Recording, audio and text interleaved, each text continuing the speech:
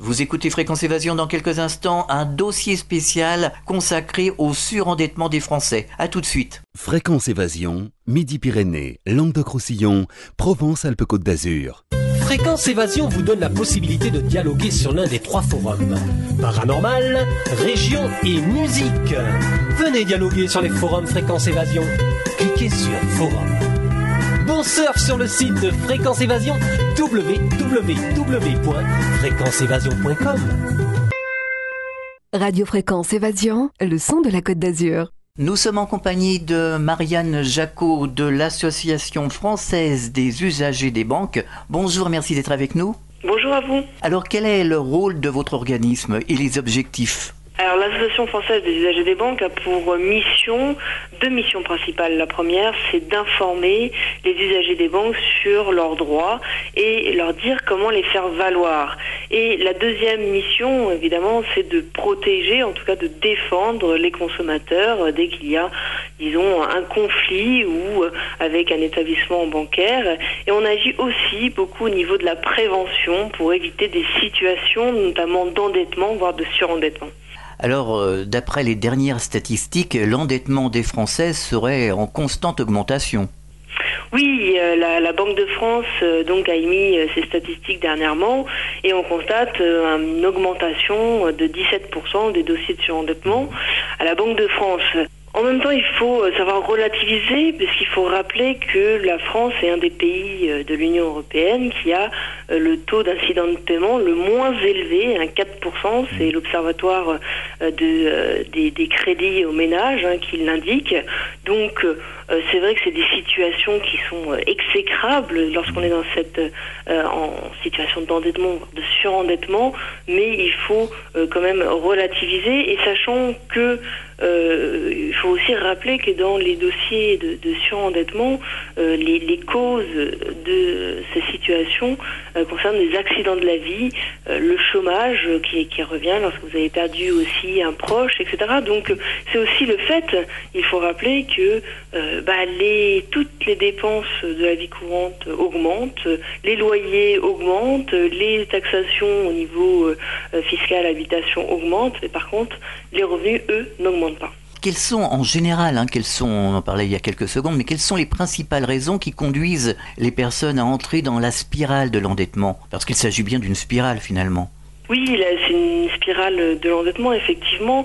On l'a vu, et c'est vrai que, je répète effectivement que pour les situations dans lesquelles on est dans l'endettement, finalement, on est en France 9 millions d'emprunteurs. Et donc, on est finalement tous, d'une manière ou d'une autre, endettés. Qui n'a pas un crédit ? Donc, on peut dire qu'effectivement, à partir du moment où vous endettez, vous avez des crédits, vous rentrez un petit peu dans cette spirale de l'endettement, et puis surtout vous êtes susceptible de pouvoir déraper petit à petit dans le surendettement si vous multipliez effectivement les crédits, puisque aujourd'hui le constat que l'on fait, c'est que de plus en plus le crédit, notamment jusqu'à présent, le crédit revolving, dit le crédit renouvelable aujourd'hui, était un substitut, si vous voulez, de l'insuffisance des ressources. Alors justement, je voulais vous parler de ces fameux crédits revolving qui visiblement a des effets pervers et conduisent les gens dans cette spirale infernale de l'endettement. On en voit tous les jours, de plus en plus. Oui, le crédit revolving, c'était, jusqu'à présent, il faut rappeler, c'était un crédit permanent, c'est-à-dire que vous avez une réserve d'argent qui se reconstitue tant qu'à partir du moment où vous remboursez votre capital, cette réserve se reconstitue, et effectivement, vous êtes séduit par les mensualités très faibles de ce crédit revolving, mais à des taux très très importants, rappelons, qui avoisinent les 20%, ah oui, quand même. Donc des crédits très chers, et dans laquelle on rentre vite dans une spirale infernale, puisque c'est un crédit renouvelable tous les ans, permanent. Jusqu'à présent, c'était le cas. Et aujourd'hui, la réforme du crédit à la consommation vient changer, vient modifier ce paysage, puisque aujourd'hui, ce crédit dit renouvelable sera remboursable dans les 3 ans ou dans les 5 ans en fonction du montant de votre achat. Et c'est une réforme donc très importante puisqu'elle va limiter, puisqu'aujourd'hui on ne pourra plus parler de crédit permanent qui rimerait trop souvent avec endettement. Oui, alors c'est peut-être une réforme insuffisante. Il faudrait peut-être faire baisser ces taux. Alors oui, vous mettez du doigt effectivement le gros problème, c'est que cette réforme des crédits à la consommation, applicable depuis juillet 2010, est insuffisante. C'est vrai qu'elle va limiter l'argent facile en mettant en place une alternative sur le lieu de vente, c'est-à-dire que maintenant l'organisme de crédit a l'obligation de vous donner le choix, la possibilité de choisir entre un crédit revolving à 20% et un crédit classique et prêt personnel, comme on dit, à 6-8%. Donc ça, c'est une mesure importante, bien que Madame Lagarde l'ait limité, a mis un seuil à 1 000 €, ce qu'on regrette fortement. Et puis, il y a aussi, il faut dire un petit peu les points positifs de cette réforme, c'est ce dispositif que la FUB a fait voter, c'est-à-dire de limiter sur 3 ans le remboursement du crédit revolving, ce qui va mettre un frein, en tout cas, au dérapage qu'on a pu connaître jusqu'à maintenant. Et alors les points négatifs, effectivement, vous avez mis le doigt sur un point très important, c'est le taux. Le taux d'intérêt, aujourd'hui, il n'y a rien dans cette réforme sur le crédit à la consommation qui limite l'augmentation du taux d'intérêt. Il faut rappeler effectivement, et surtout pour les petits crédits de moins de 3 000 €, il n'y a rien du tout pour limiter ces taux d'intérêt qui avoisinent aujourd'hui les 20%. On ne voit pas comment cette réforme va baisser les taux d'intérêt, surtout pour les petits crédits de moins de 3 000 €. Il n'y a rien dans le dispositif qui impacte directement sur les taux d'intérêt. Et c'est bien le problème, et nous à la FUB on craint effectivement qu'il y ait une augmentation de ces taux d'intérêt des crédits personnels de plus de 3 000 €. Oui, parce que la réforme première qu'il fallait faire, c'est tout de suite baisser les taux. Oui, c'est effectivement la réforme, c'était de mettre un terme, de mettre un frein à l'argent cher, qui effectivement avec des taux qui avoisinent les 20%. Et là aujourd'hui, on constate que cette réforme n'a rien fait. En tout cas, il n'y a aucune mesure concrète qui va permettre de diminuer ces taux d'intérêt. Bien au contraire, et même la réforme de l'usure, qui va être applicable en juillet 2010, va plutôt, disons, vous savez, on va rappeler un petit peu, jusqu'à présent, le taux d'usure était déterminé selon le type de crédit. Aujourd'hui, avec cette réforme, le taux d'usure sera déterminé en fonction du montant du crédit. Alors je passerai sur la technique qui est un petit peu compliquée, mais pour simplifier, les auteurs de la réforme attendent que les taux d'intérêt baissent de 2 à 8% selon les cas. Et en outre, ils vont faciliter cette réforme, en tout cas c'est ce qui compte, faciliter l'accès au crédit pour les plus vulnérables, c'est-à-dire ceux qui gagnent le moins.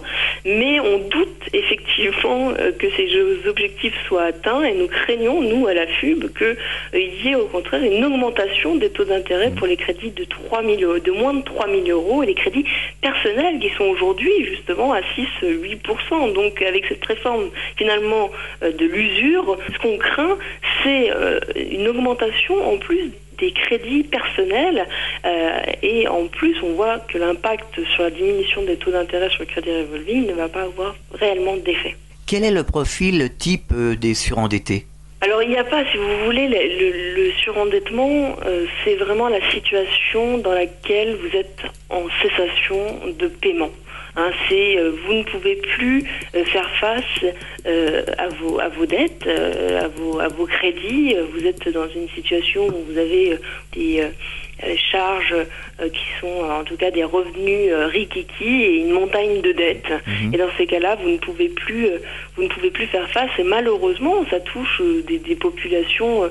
Je veux dire, il n'y a pas de profil déterminé. C'est vrai qu'on constate que ça touche les personnes âgées également. On croit souvent que ces personnes-là ne sont pas atteintes par le surendettement, et on démontre effectivement que c'est le contraire. Les personnes ont des retraites qui sont pas très élevées, et donc elles aussi vont recourir au crédit. Si vous voulez, la crise aujourd'hui de l'endettement, elle est liée au fait que le crédit se substitue, si vous voulez, au fait qu'on n'ait plus assez d'argent, qu'on n'a pas assez de revenus en fait, et on va utiliser notamment le crédit revolving, c'est vrai, pour remplir le caddie du samedi.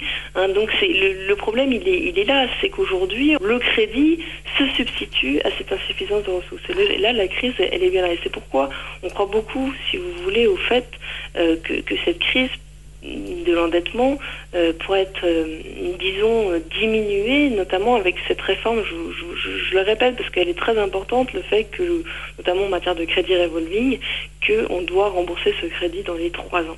Alors on a l'impression que l'on hésite à toucher au système bancaire finalement. Oui, c'est vrai que le gouvernement, notamment Madame Lagarde, fait le grand écart, et on constate qu'il y a une contradiction, un paradoxe, effectivement, puisque d'un côté on dit on va limiter, on va protéger les consommateurs, les emprunteurs, en mettant des garde-fous, en mettant des freins pour accéder à ces crédits, et puis de l'autre côté on constate que oui, mais on a besoin quand même de ce crédit, c'est quand même le moteur de l'économie. Donc, et en même temps, on va mettre des taux d'usure qui vont, au final, en tout cas, on peut se le demander, annuler toutes les dispositifs qui ont été pris. Donc oui, on constate qu'il y a un vrai paradoxe, notamment cette réforme du crédit est un vrai paradoxe, effectivement. On marque une pause sur Fréquence Évasion, on revient dans quelques instants, à tout de suite. Partout, dans le Grand Sud, Fréquence Évasion. Chaque jour sur Fréquence Évasion Grand Sud, info, loisirs, culture, environnement et détente. Fréquence Évasion, www.fréquenceévasion.com. Votre soirée télé sur les 6 chaînes et la TNT. Qu'allez-vous regarder ce soir? Pour en savoir plus, cliquez sur Programme TV. Fréquence Évasion vous propose le programme de votre soirée grâce à programme-télé.org. Bonne soirée à la télé ou sur Fréquence Évasion. Fréquence Évasion, c'est la chaleur provençale, une vraie bouffée d'oxygène. Fréquence Évasion, le soleil du Grand Sud. Nous sommes de retour sur Fréquence Évasion, toujours en compagnie de Marianne Jacot de l'Association française des usagers des banques, et nous parlons surendettement. Alors que faire aujourd'hui, là tout de suite, quand on est dans cette spirale de l'endettement, que l'on prend un crédit pour rembourser un autre crédit, que faire pour s'en sortir là tout de suite? Alors, il y a des bons réflexes à avoir, et surtout, je vous dirais qu'il y a un maître mot, c'est surtout ne pas faire la politique de l'autruche. Savoir que lorsqu'on est dans une situation difficile financièrement, on sait qu'on va être, disons, borderline, comme certains disent, il faut, disons, prendre vite, anticiper et savoir quels sont nos moyens, comment on peut faire face. Alors, il y a des situations, notamment la FUB a mis en place une politique de prévention. Par exemple, lorsque vous êtes au chômage, vous avez une diminution de vos ressources et que vous avez des crédits auxquels vous devez faire face et que vous n'y arrivez plus, vous avez besoin d'oxygène, et bien il faut savoir qu'il y a une loi qui est là pour vous protéger, qui vous permet de demander de suspendre votre crédit pendant plus de 2 ans maximum à taux 0. Et c'est important de le savoir parce que peu de personnes connaissent cette mesure qui est très importante. Et nous, si vous êtes dans cette situation, donc vous avez une baisse de revenus et vous ne pouvez plus faire face à vos crédits, sachez que vous pouvez suspendre pendant 2 ans devant un petit magistrat. Alors pour faciliter la démarche, la FUB donc vous demandez à la FUB la brochure 313, ça s'appelle comme ça. Vous envoyez une lettre timbrée à vos coordonnées, bien évidemment, pour qu'on vous renvoie, ça facilite. Et c'est tout simple, c'est une procédure. Il y a le taux de réussite est de 98,8%. Vous avez d'ailleurs l'illustration sur notre site internet, je le rappelle, www.afub.org, où vous pouvez trouver des jurisprudences, des décisions de justice dans ce cas, et vous demandez donc ce dossier 313, donc la procédure c'est de demander à un tribunal d'instance, donc le coût est pratiquement de rien du tout, il y a juste des frais d'huissier à 60 € à peu près, et surtout vous pouvez le demander en référé, c'est-à-dire en urgence, et dans le mois où vous faites votre demande, vous avez le délibéré, donc le résultat c'est la suspension de votre crédit. Alors en ce moment sur Internet, il y a des courtiers qui proposent des rachats de crédit à des taux qui semblent être raisonnables. Il y en a un peu partout sur Internet, des organismes comme ça qui proposent de créer des dossiers et qui proposent des rachats de crédit à 4% ou quelque chose comme ça, ou à 6%. Vous voyez ? Oui, alors faut rappeler que quand vous avez ça, c'est la deuxième solution. Vous voyez, la première solution, je vous en ai indiqué une. Quand vous êtes dans une situation difficile, c'est de faire suspendre vos crédits, mais également il y a le rachat, le rachat de crédit qui vous permet de regrouper. Si vous avez 3-4 crédits à la consommation plus un crédit immobilier, vous pouvez regrouper tous vos crédits en un seul crédit. L'avantage, effectivement, c'est d'avoir un taux d'intérêt moindre. C'est surtout ça, de diminuer.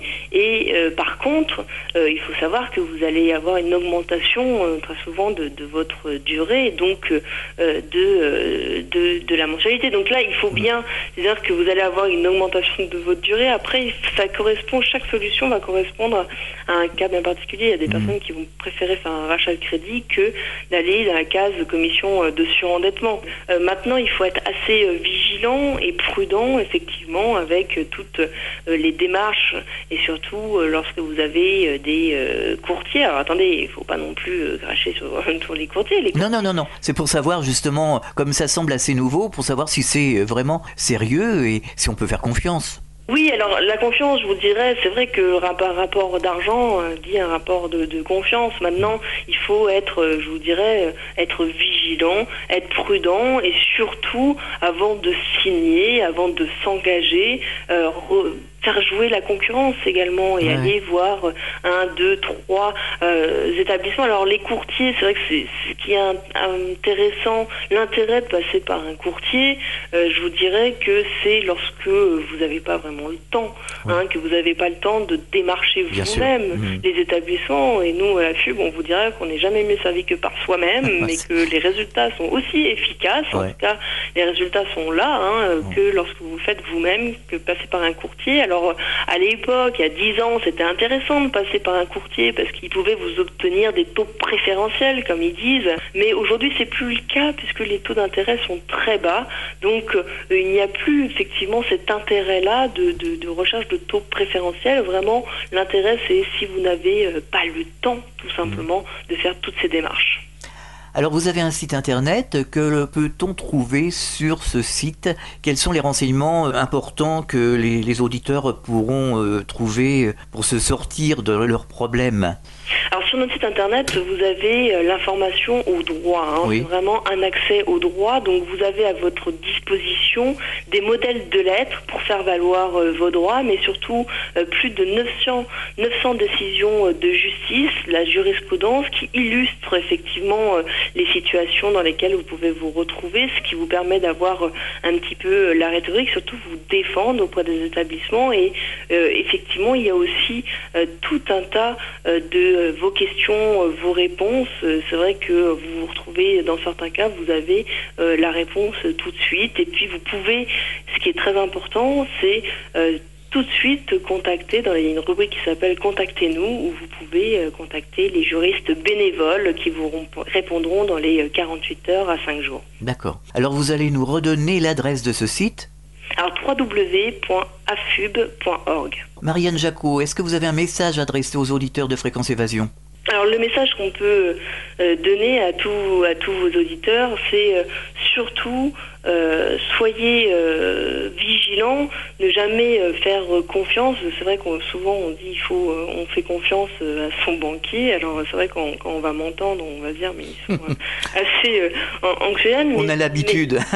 Mais voilà, c'est-à-dire il faut être vigilant et surtout ne pas hésiter à s'informer sur ses droits et à les faire valoir. C'est pas parce que souvent on croit qu'on est les petits et que face à ces forces du monde bancaire, on ne peut rien faire. Et bien si, il faut savoir qu'à partir du moment où on connaît ses droits et qu'on en a, on peut les faire valoir.